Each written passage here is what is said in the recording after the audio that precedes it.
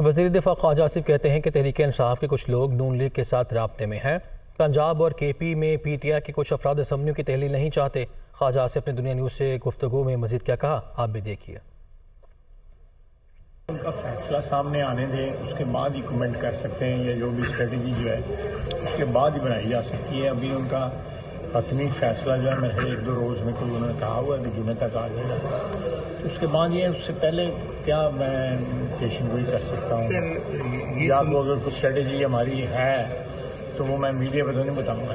کچھ ہیں رابطے میں، پنجاب میں بھی ہیں اور اس طرح کے پی میں بھی لوگ نہیں چاہتے کہ اسمبلیاں ٹوٹیں۔ اس سے یہ ایک بہت بڑی انوملی کریٹ ہو جائے گی کہ جو اسمبلیاں جو ہے نا وہ